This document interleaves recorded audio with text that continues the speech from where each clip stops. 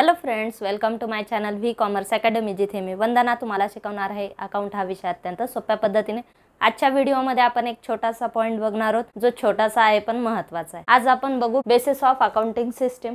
आज तुम्हाला नेहमी प्रश्न विचारला जातो, income and expenditure account is prepare on dash basis किंवा profit and loss account is prepare on dash basis. मग त्या ठिकाणी तुम्हाला हा पॉइंट लक्षात येत नाही की बेसिस ऑफ अकाउंटिंग म्हणजे नेमकं काय। तर बेसिस ऑफ अकाउंटिंग म्हणजे अकाउंटिंग कोणत्या बेसिसवर मेंटेन करतो किंवा कोणत्या पद्धतीने मेंटेन करतो, कोणत्या ट्रान्झॅक्शन आपण रेकॉर्ड करतो। तर या ठिकाणी बेसिस ऑफ अकाउंटिंग मध्ये मेन दोन टाइप्स आहेत, कॅश बेसिस आणि ॲक्रुअल बेसिस। फर्स्ट आहे कॅश बेसिस। कॅश बेसिस मध्ये आपण फक्त कॅश ट्रान्झॅक्शन रेकॉर्ड करतो। इथे आपण कॅश बेसिस मध्ये आपण ट्रान्झॅक्शन केव्हा रेकॉर्ड करतो, जेव्हा एक तर आपल्याला कॅश मिळाली किंवा आपण कॅश पेड केली तेव्हा इथे ट्रान्झॅक्शन पास होते। आणि ॲक्रुअल बेसिस मध्ये जेव्हा ट्रान्झॅक्शन झाली तेव्हा ती रेकॉर्ड होते।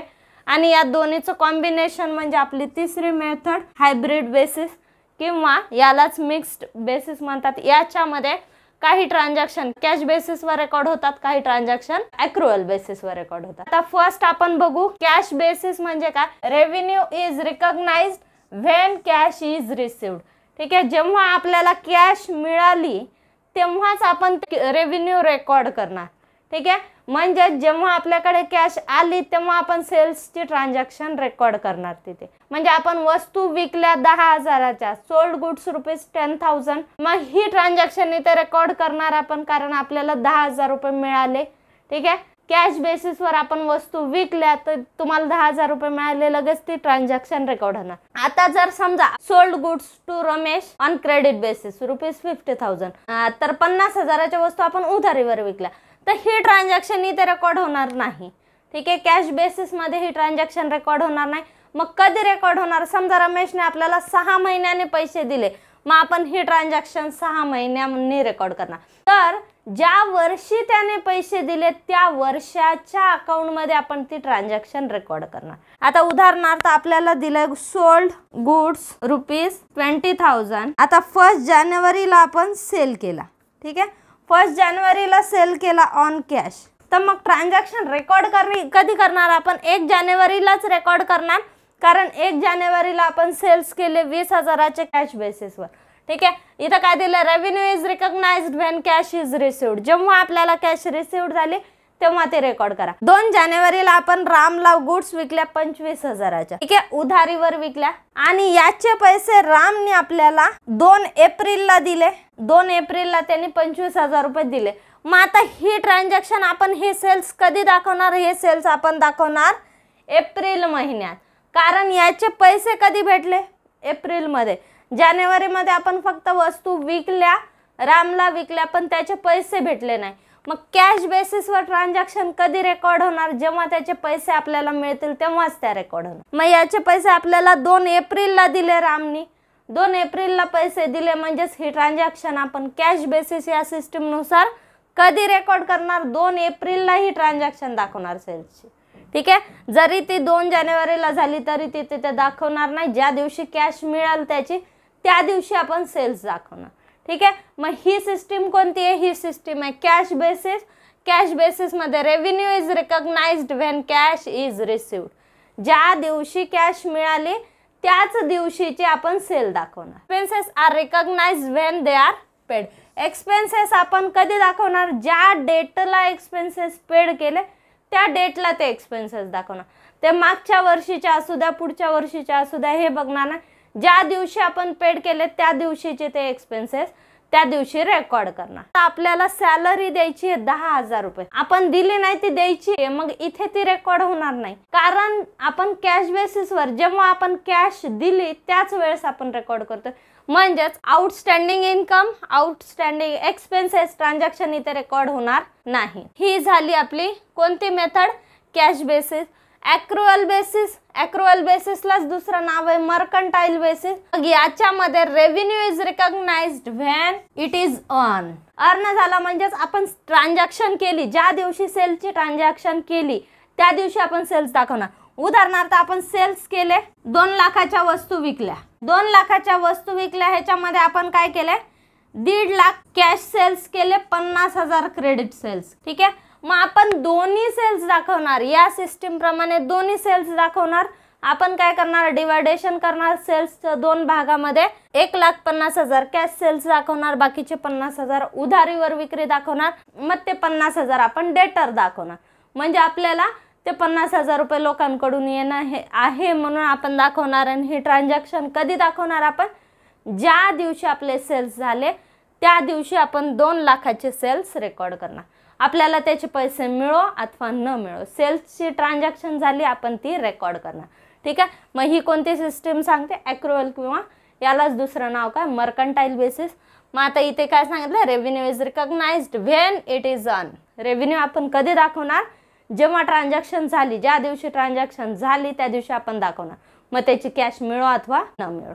ठीक आहे. Expenses R recognise. एक्सपेन्सेस आपण कोणत्या तारखेचे दाखवणार, ज्या दिवशी ते ड्यू आहेत. ठीक आहे. एक्सपेन्सेस त्या वर्षीचे, त्या पर्टिक्युलर पिरियडचे जेवढे आहेत तेवढे आपण दाखवणार. मग ते दिलेले असो अथवा नसो. आपण सॅलरी पेड 50,000 केली, 50,000 सॅलरी पेड केली आणि अजूनही आपल्याला 20,000 सॅलरी पेड करायची. मग याच्यामध्ये आपण काय करणार, ॲड आउटस्टँडिंग करणार. आउटस्टँडिंग करणार 20,000 रुपये. टोटल सॅलरी झाली 70,000. मग तुम्ही सॅलरी किती दाखवणार, 70,000. ॲड आउटस्टँडिंग आपण दिलेत का नाही, तरी आपण खर्च दाखवला का नाही. Expenses are recognised when they are paid or not. आपण एक्सपेन्सेस पेड केलेले असतील किंवा नसतील आपल्याला ते दाखवायचे. सॅलरी आपली टोटल आपण पेड केलेली 50,000 आहे, आपली ॲक्च्युअली सॅलरी 70,000 आहे, आपण दाखवणार 70,000. 50,000 आपण नाही दाखवणार, आपण दाखवणार 70,000. 20,000 रुपये आपण आउटस्टँडिंग दाखवणार आणि ते आउटस्टँडिंग आपण कुठे दाखवणार, आपल्या लायबिलिटी साईडला दाखवून देणार की आपल्याला हे 20,000 रुपये नंतर द्यायचे. ज्या पिरियडचा आपण प्रॉफिट अँड लॉस अकाउंट बनवतोय तर त्या पिरियडशी संबंधित सगळे खर्च ते आपण दिलेले असले किंवा नसले, त्या पिरियडचे संबंधित रेव्हेन्यू आपल्याला मिळालेले असतील किंवा नसतील, तरीही आपण ते रेकॉर्ड करणार त्या तारखेला किंवा त्या पर्टिक्युलर पिरियडमध्ये. मग ही कन्सेप्ट कोणती सांगते, ॲक्रुअल किंवा मर्कंटाईल. ठीक आहे. आपण जे आउटस्टँडिंगचे ॲडजस्टमेंट करतो तर ते या कन्सेप्ट अंतर्गत आपण रेव्हेन्यू म्हणजे सेल्स कधी दाखवणार, सेल्स ज्या तारखेला झाले त्या तारखेला दाखवणार. ठीक आहे. त्याचे पैसे आपल्याला मिळालेले असतील किंवा नसतील, पण सेल्स झाला ज्या तारखेला त्या दिवशी रेकॉर्ड करणार किंवा त्या तारखेला ते रेकॉर्ड करणार. आणि त्यानंतर एक्सपेन्सेस कधी रेकॉर्ड करणार, एक्सपेन्सेस ज्या वर्षीचे आहेत, ज्या पिरियडचे आहेत तेव्हाच ते दाखवणार. ठीक आहे. ते पेड केलेले असो किंवा नसो. पेड केलेले असतील तर आपण कॅशमध्ये पेड दाखवणार आणि पेड केलेले नसतील तर आपण ते आउटस्टँडिंग म्हणून ऍड करणार. त्यानंतर इन्कम सुद्धा आपण काय करणार, एनी इन्कम. आता जर आपल्याला इन्कम मिळणार आहे आपण प्रॉफिट अँड लॉसच्या क्रेडिटला दाखवणार इन्कम रिसिव्ह. तो आपल्याला मिळाला किंवा न मिळाला आपण नाही बघणार, आपलं ते उत्पन्न आहे आपण दाखवणार कुठे, प्रॉफिट अँड लॉस अकाउंटच्या क्रेडिटला. हे कोणत्या कन्सेप्ट अंतर्गत आपण करत असतो, ॲक्रुअल किंवा मर्कंटाईल बेसिस. ठीक आहे. मग याचे एक्झाम्पल काय, एनी इन्कम, टोटल इन्कम आपण चार्ज करणार प्रॉफिट अँड लॉस अकाउंटला. एनी एक्सपेन्सेस, टोटल एक्सपेन्सेस आपण चार्ज करणार प्रॉफिट अँड लॉसच्या डेबिटला. त्याच्यानंतर बेसिक डिफरन्स लक्षात घ्या, कॅश बेसिस मध्ये सेल्स आपण कधी कन्सिडर करणार, कोणत्या डेटला दाखवणार, ज्या दिवशी त्या सेल्सचे आपल्याला पैसे मिळाले त्या दिवशी ते सेल्स दाखवणार. ॲक्रुअल बेसिस मध्ये ज्या दिवशी सेल्स झाले त्या दिवशी दाखवणार, त्या दिवशी त्याचे पैसे मिळो अथवा न मिळो. या दोन्हीचं कॉम्बिनेशन ज्या मेथड मध्ये होतं तर त्या मेथडला आपण म्हणतो हायब्रिड मेथड. ही झाली तिसरी मेथड. मग या मेथड मध्ये कॅश बेसिस आणि ॲक्रुअल बेसिस दोन्हीचं कॉम्बिनेशन आहे. मग याच्यामध्ये रेव्हेन्यू अँड ॲसेट, रेव्हेन्यू म्हणजे सेल्स आणि asset are generally recorded on cash basis.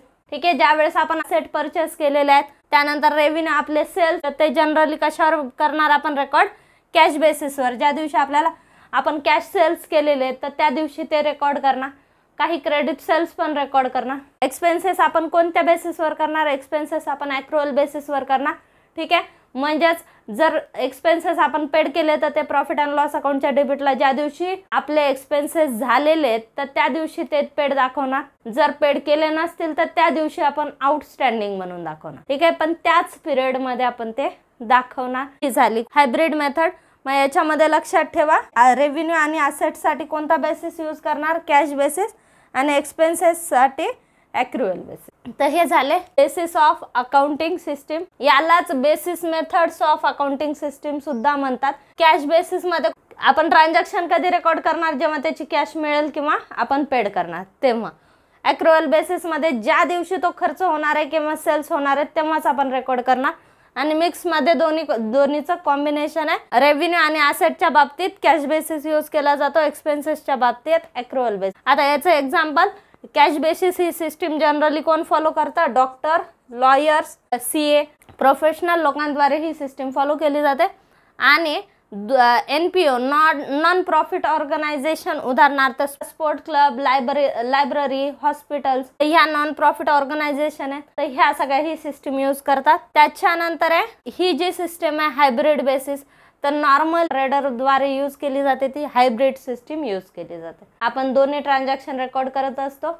आता तुम्ही जे profit and loss account, balance sheet, आपण फायनान्शियल स्टेटमेंट्स बनवतो, तर त्याच्यामध्ये बघा कॅश बेसिस पण यूज केलेलं आहे आणि ॲक्रुअल किंवा मर्कंटाईल बेसिस पण यूज केलेलं आहे. मग आपण जे नॉमिनल अकाउंट प्रिपेअर करत असतो तर ते ॲक्रुअल बेसिसवर करत असतो. काही क्वेश्चन सेट आपण सॉल्व केले होते, तर त्याच्यामध्ये बऱ्याचदा प्रश्न आला होता, nominal account is a example of, किंवा नॉमिनल अकाउंट तुम्ही कोणत्या बेसिसवर प्रिपेअर करता विचारलं होतं. तर नॉमिनल अकाउंट हे आपण ॲक्रुअल बेसिसवर तयार करत असतो. मध्ये नॉमिनल अकाउंटमध्ये आपण काय एक्सपेन्सेस इन्कम चार्ज करत असतो, आणि एक्सपेन्सेस इन्कम आपण कोणत्या बेसिसवर दाखवतो?